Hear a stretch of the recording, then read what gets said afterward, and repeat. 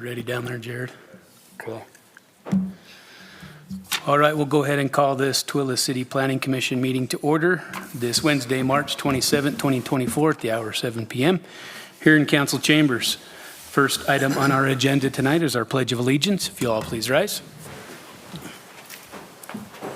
I pledge allegiance to the flag of the United States of America and to the republic for which it stands, one nation under God, indivisible, with liberty and justice for all.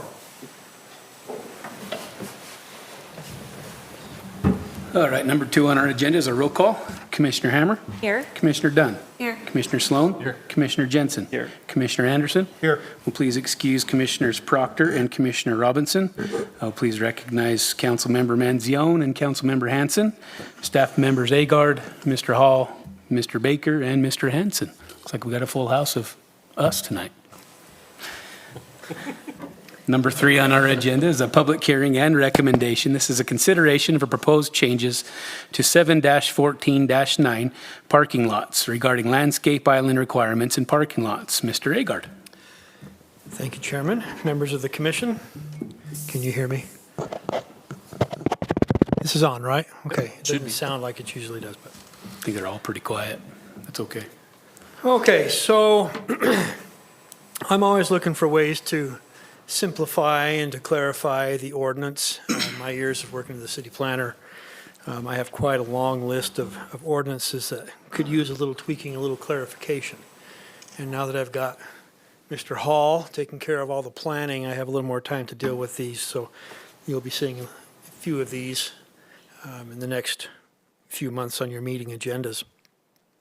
This is one of those that, as a city planner, I often would encounter difficulties when reviewing plans submitted by developers, and it pertains to the requirement for islands in our parking lots. I just want to state before I go into this that this does not in any way change our current requirements for landscape islands. This is not a request to change that or to amend that in any way, shape, or form. It's just to help clarify things so that both developers and staff can understand what's required and not cause so much headaches for staff. You'll note that on this ordinance, 7-4-9 parking lots, section 3 landscaping, that E and F are both titled landscape islands. Yet if you read the definitions, you'll note that it's referring to very different types of islands and parking areas. Section E is referring to what I commonly call end caps, and section F is referring to islands. You may ask, what is the difference between these two things? Well, the ordinance actually does define a difference between the two of them. An end cap is pretty much what its namesake is. It's found at the end of a row of parking. Now, these end caps do have some significant purposes in a parking area. One of those things that they do is they define drive aisles. You'll notice that on this site plan, those end caps define the drive aisle to the north as well as the drive aisle to the south. And it separates the drive aisles from the parking lot itself. These end caps do serve to protect vehicles in the parking area from the vehicles driving at possibly a higher rate of speed on the drive aisles. They also serve in some cases to manage stormwater.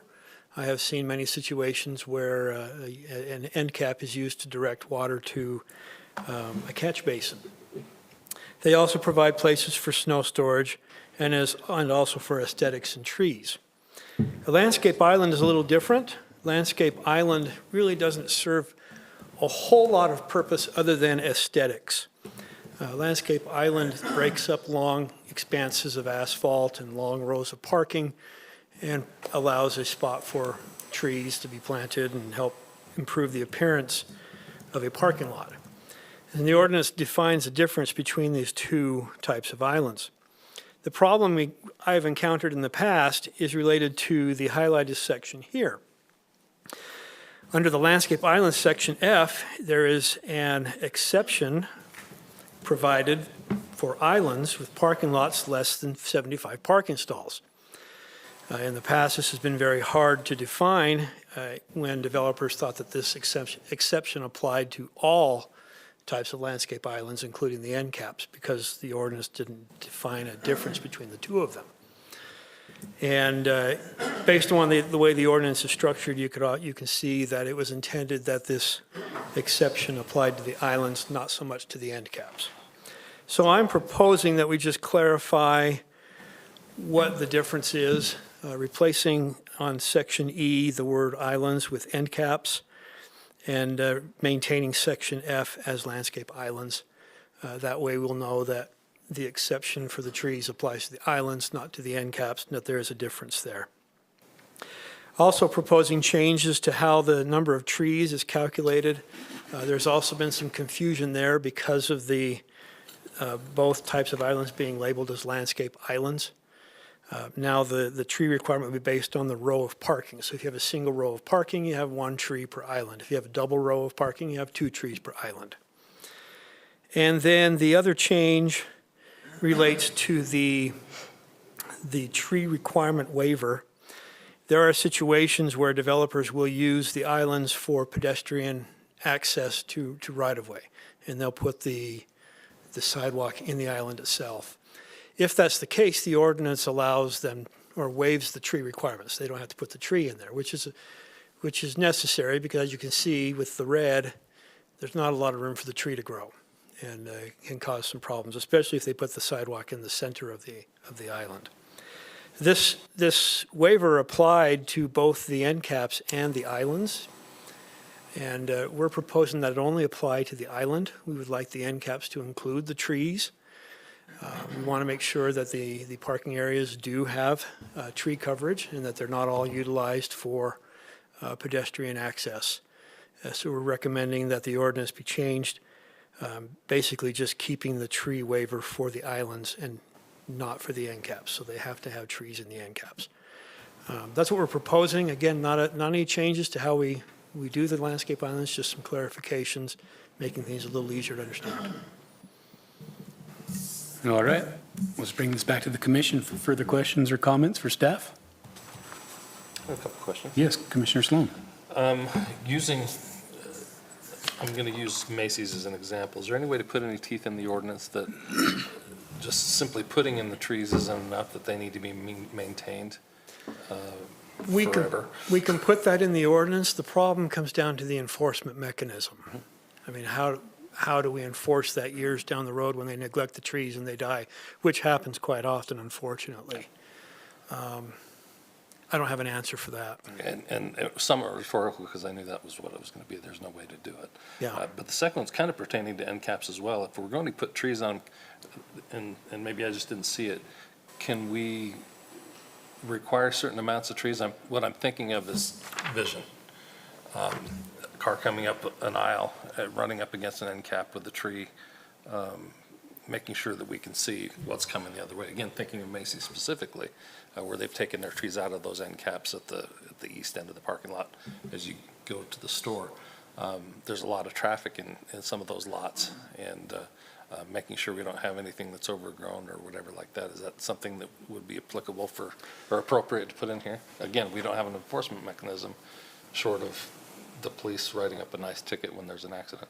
Are you referring to them maintaining the tree after it's planted to make sure the branches stay out of the view, or is that what you're referring to? Yeah, I mean, we would do the same thing on a street that where it was encroaching on traffic. As far as the view is concerned, do we have anything, or is it the same answer there? We simply don't have the ability to. Yeah, we just don't have any mechanism to do that, or the staff to enforce it. So. Thank you. Sounds like we need more code enforcers too, along with police officers, huh? Commissioner Sloan, there is one mechanism that we have that's not enforcement, but perhaps prevention, and that is when the site plan is submitted with the landscaping plan. Andrew and Jared will have direct input on landscaping that will live and work and grow to correct proportions given its context on the street or in a parking lot. So, and they've developed a street tree guide, which also gives guidance as to what trees will grow healthfully and well. So there is some work up front that can be done to help in that, but nothing's, as Andrew said, nothing directly responsive. Thank you. Perfect. Any other further questions for staff? I actually just have a comment. Why are we bothering with changing anything if we can't enforce it?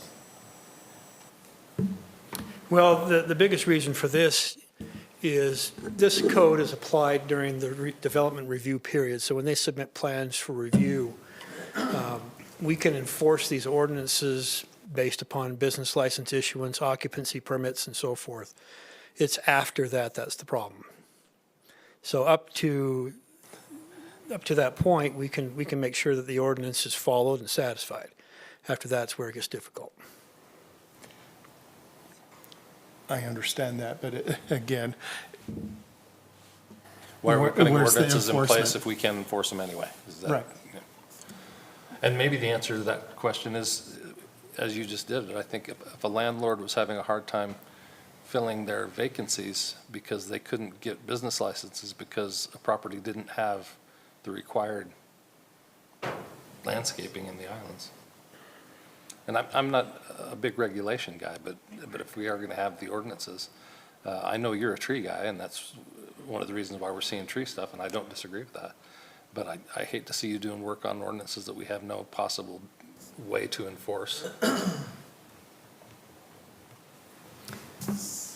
I think the clarification in the end capped and the island was the main source of this, correct? To help you out? yeah. Okay. Any other further questions for staff? I'll make a comment. Yes, Commissioner I- Jensen. I think I understand where you're coming from, Andrew, because we did a parking lot, and I read it the way I wanted to see it, which is still kind of the way I see it with island, And so I understand what you're saying. It's not very clear, because a designer comes in saying, well, it says this, and you're like, well, it kind of does, but not really, and that gets frustrating if you're paying for it, and I'm sure it's frustrating for you guys to try to say that it is when it's not super cut and clear. So I appreciate the effort to clear it up. Thank you. And to be clear, I'm 100% on board that part of it too. But I figure, well, we got it open, let's talk. Clarification's always good. All right, any other further questions or comments for staff? All right, this item does require a public hearing. I will go ahead and open the public hearing now. If you'd like to speak to this particular item about end caps and islands and parking lots, please approach the podium. Write your name for the record. State your name for the record. Seeing no one approach, I'll go ahead and close the public hearing and bring this back to the commission for a recommendation. Mr. Chairman, I'd move that we, I lost my train of thought. Move forward a positive recommendation to the City Council for the parking lot landscaping islands text amendment request by Tooele City for the purpose of clarifying landscaping requirements for parking lot end caps and islands based on the findings listed in the staff report. I'll second. I got a motion for a positive recommendation from Commissioner Sloan and a second from Commissioner Anderson. Commissioner Hammer, how do you vote? Aye. Commissioner Dunn? Aye. Commissioner Sloan? Aye. Commissioner Jensen? Aye. Commissioner Anderson? Aye. I am Chairman Hamilton. I also vote aye. That one goes up to the City Council with a positive recommendation 6-0. Moves us to number 4 on our agenda is a review and a decision. This is a consideration of a request for preliminary plan approval for the Overlake 2T Phase 1 subdivision. Mr. Hall. Thank you. As you said, this is a preliminary subdivision plan approval. That's the Planning Commission's purview now, and this is Overlake 2T1, so really cleverly named subdivisions at this point. Some of these are going to change, maybe as we go to recording, but for now, it's still called the Overlake 2T Phase 1. And the property, as you can see, is kind of a big C. It wraps around the LDS Temple property and some other buildings there. We'll be able to see those better in just a moment. There are 28 lots in this phase, or in this preliminary plan. In this, you can see it a little better, the streets that are in here around that LDS Temple property. All of the subdivision lots kind of wrap around that property like that. the 28 of them. They range in size from just under 10,000 square feet to just over 15,000 square feet. They are in the R17 zone, so they're a little larger than is required. The other zones around it, you can see that the R110 are R5. And again, you can see that temple is under construction there. And these are the lots on the main plan. You can see all 28 of those there. It's facing with north like that, but if you look at the key map there, you can kind of see again that C-shaped property that comprises these lots. The preliminary work has been done to satisfaction of engineering, of public works, of planning. We feel like it's ready to receive your approval, and so we can move on to final. Final will happen with staff as we clean it up and get the plat ready for recording. All of that work has been done, and we just have these 5 recommendations, conditions. The last one you can see is that they'll keep working with us to make sure that final plat is ready for approval and recordation. Do you have any questions for staff about this particular preliminary? This brings us back to the commission for questions for staff. Okay. Pretty quiet group tonight. Yeah, going once, so.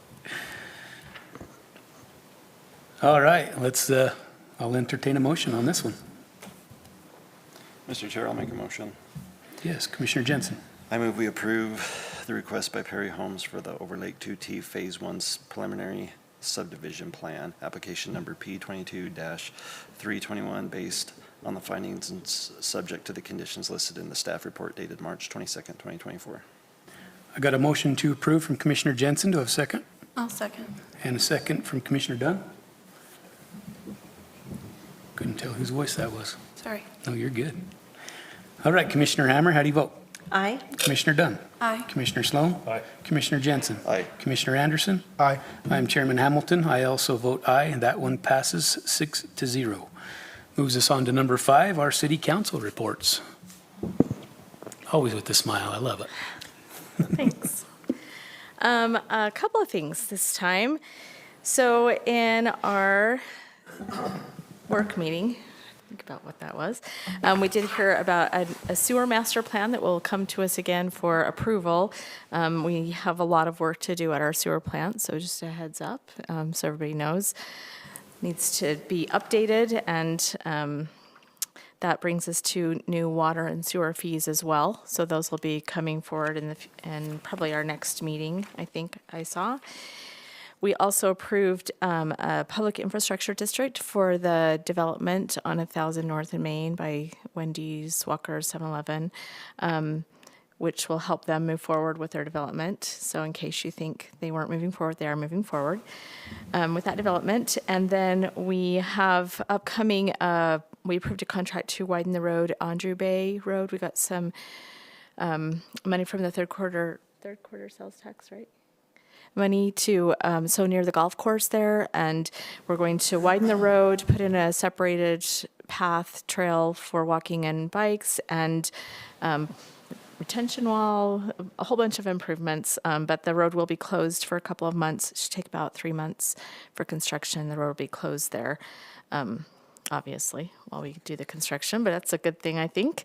And then just a heads up, in case you haven't heard, SR 201 is also going to be closed for some time this summer around 3200 West. They're doing some new bridge work there, and I know a lot of people going to and from Tooele use that road, so that could affect traffic for several months in this summer.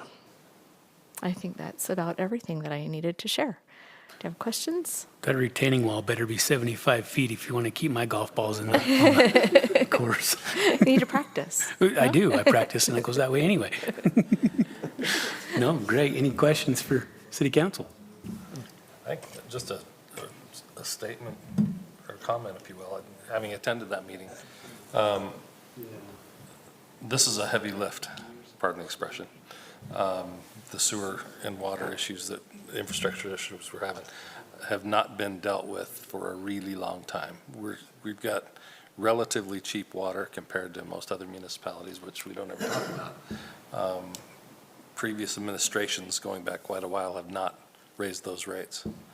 And so when we all hear people squawk because the rates are going to have to be raised, and the reason I bring it up is because the council was pretty clear, they are not interested in kicking this can down the road. And I think that's the exact quote that I heard. We're not kicking this can down the road. And so be aware that when the criticism comes in from the keyboard warriors of this fine city, that you've got some ammunition to come back at. I do have to express appreciation to the staff. The last several reports we've had, it's come with a comparison to like cities, some just near us, around us, some the same size, some bigger, some smaller, so we can kind of compare how our fees, are with them, so we can see where we're at in that spectrum. And it's a good comparison because sometimes, even in my mind, I think, oh my gosh, we pay so much, but it's good to see we're not at the top of the list. In fact, for water and sewer, we're at pretty much the bottom of the list. So although it seems like our bills are kind of high, they're not comparatively. And I think it's good to have that information so that we can kind of see where we're at, with other communities. It's always good to have comparables, right? Yeah, and we had that with like the fire fees that we just did with some of the park fees. So it's good to have that. I think it's just another thing, a tool in the toolbox, I guess, to use when making the decision, because nobody wants to pay more money, and all of us live in the city. None of us want to, raise our own bills, but we have to take care of our city. We have to do what we have to do. So we're not jumping to the first of the list right now. No, We're going to stay at the bottom. Yep, pretty I much. like We've got some headroom, I think. That's okay. We'll take it. So Good. thank you for that. Commissioner Jensen. Just maybe a question. So are we deficient in our water and sewer systems then? Is that? Well, our sewer plant is 20 years old, 23 years old.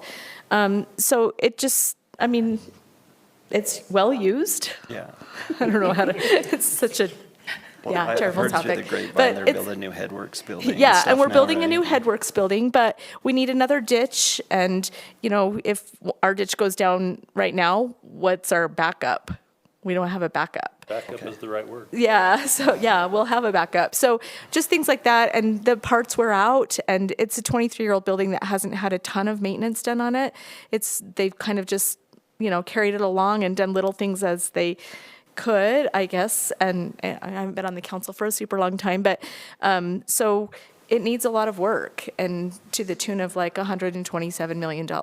Yeah. And we don't have that. a Of lot of course. money, yeah. So it's good though that now we have this report, so it's prioritized. So we can say we can start with this and we'll just do things as we can do. But the immediate needs are about $8 to $10 million. And and our public works director really feels like if we can get those done, then that helps a ton. And it will help us, for longer than hopefully, Yeah. the next year or so. So it just needs work. It's just like when you have a house and my house is 27 years old.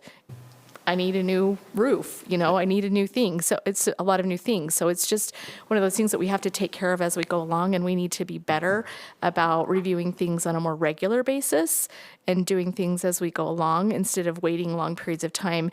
And I think the fear is sometimes, especially as an elected official, I'm just speaking for myself, of course, as elected official, it's hard to raise rates because people don't like that. Yeah. And I don't like that.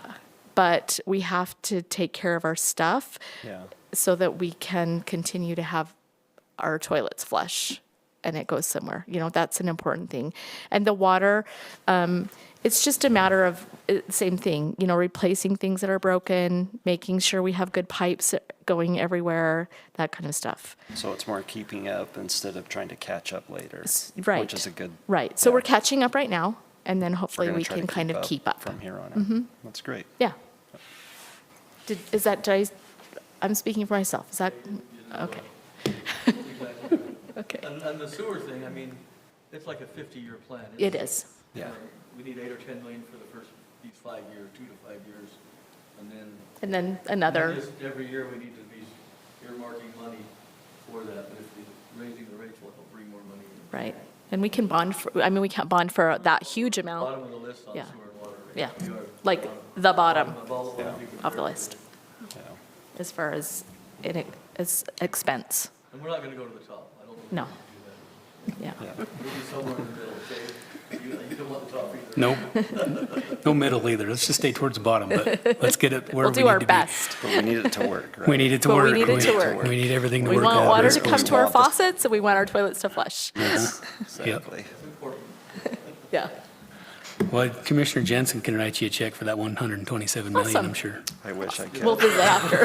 It might bounce for a few years, for the next 50. But thank you, guys. Thank you, much appreciated. All right, number 6 is a review and approval of our Planning Commission minutes for the meeting held on March 13th. Any additions or corrections to those minutes? I'll entertain a motion. I move that we approve the minutes for March 16th. I got a motion to approve from Commissioner Anderson. Do I have a second? I'll second. And a second from Commissioner Hammer. Commissioner Hammer, how do you vote? Aye. Commissioner Dunn? Aye. Commissioner Sloan? Aye. Commissioner Jensen? Aye. Commissioner Anderson? Aye. I am Chairman Hamilton. I also vote aye. That one passes 6-0.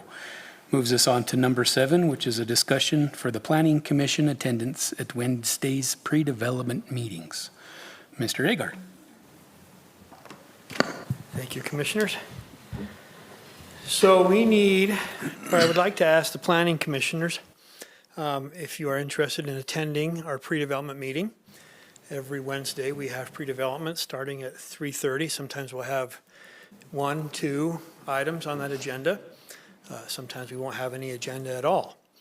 But I'd like to extend the invitation to the Planning Commissioners if they would like to attend. We can designate months that you would attend. If you work during the day, you're unable to attend, that's fine as well. I don't want to make you feel obligated to attend that meeting, but we would love to have a representative of the Planning Commission there. So what's the Planning Commission's take on this? I enjoy going to them, seeing what's going on. Okay, Commissioner Sloan was at our meeting today, had some good insights for the proposal that was there.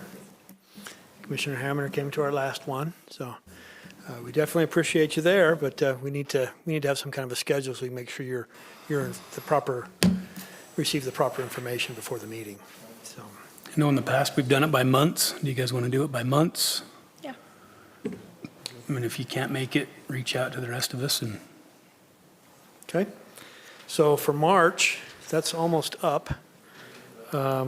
We do have a meeting next week, but I believe that's April, right? April 1st. So who would like to attend in the month of April?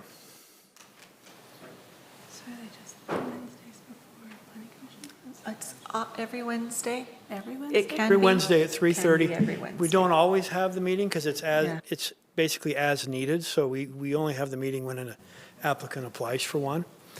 But they seem to be coming in a little more frequently now. You can give me April. I can do any month except for probably May and November. I can't do May either. Commissioner Sloan, April? Commissioner Sloan will take April. I can do May. Commissioner Anderson will Okay. take May. I can do June. Commissioner Jensen will take June. I'll take July. Commissioner Hammer will take July. I need to have a discussion with my team first, before I can make a commitment. And I'm pretty sure Commissioner Robinson won't be able to make it. He's out, but we can ask him. Put me down for August.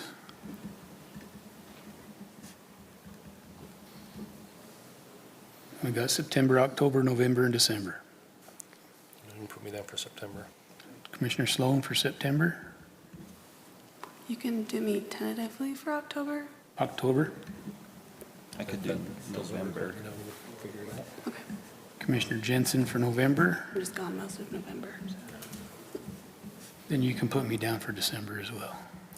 Sure you want to do that during Christmas? Yep. Mr. Retail? So what will happen is I'll have Alyssa, she is the administrative assistant in our office. I'll provide this to her, and when we get an application for pre-development, she sends out a meeting invite. That'll be sent out on your planning commission email. So when you receive the agenda, just come on in and prepare to offer some feedback. So if you don't receive anything, that means we don't have anything on the agenda for that Wednesday. We usually try to get them out about a week before the meeting, so you should have plenty of time to be able to know whether or not you're going to have conflict in your schedule or not, so. Yep, and if you can't make it, please let us know and we'll try to get someone in their place. Available. All right, thank you. I'm pretty flexible most of the time, other than those 2 nights. Sweet. All right, thank you, guys. Appreciate that. Moves us on to number 8. I will entertain a motion to adjourn. Move to adjourn. We are adjourned. Thank you, Commissioner Hammer.